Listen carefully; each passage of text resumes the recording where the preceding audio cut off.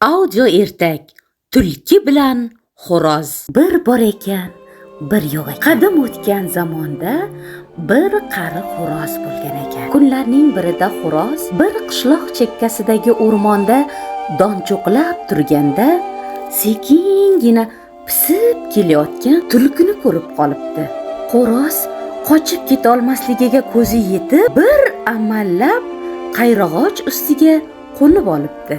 Shunda tulki ayyorlik bilan xo'rozga: "Voy, voy, xo'roz voy, nega meni ko'rishing bilan daraxtga chiqib olding? Deb so'radi. Shunda xo'roz tulkiga qarab: "Hoy, tulkivoy, menga ayyorlik qilma. Nima qilishim kerak edi? Bo'yningdan quchoqlab olishim kerakmidi?" debdi xo'roz jahl bilan. Tulki bo'lsa: "Xo'rozvoy, yangi farmonni eshitmagan ko'rinasan. Shohimizning farmon etishida qo'ylar bilan bo'rilar bir buloqdan suv ichishadi. Kabutarlar bilan lochinlar bir inda yashashadi. Shohimiz shunday farmon bergan ekan, biz bo'ysunishimiz kerak. Shuning uchun xo'rozvoy, qo'rqmay yonimga tusha qol.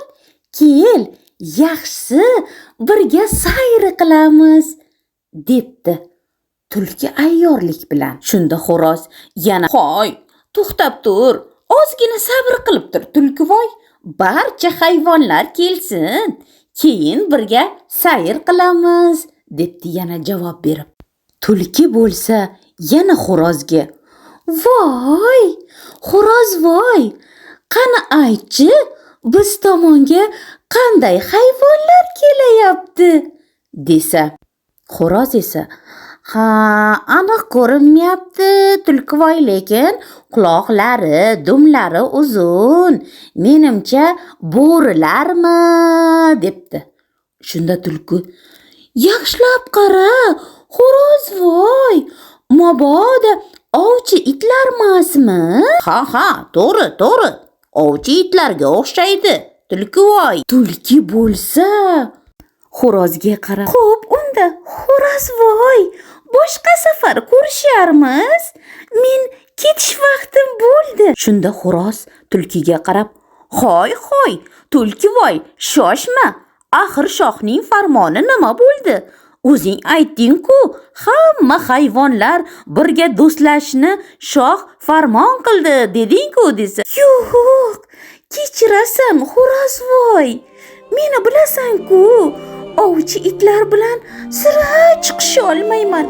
Ular meni nomtalab tashlaydi", debdi-da ko'zda g'oyib bo'libdi.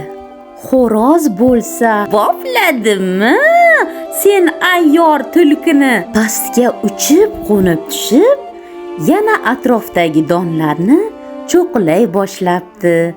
Shuning bilan ertagimiz tamom bo'ldi.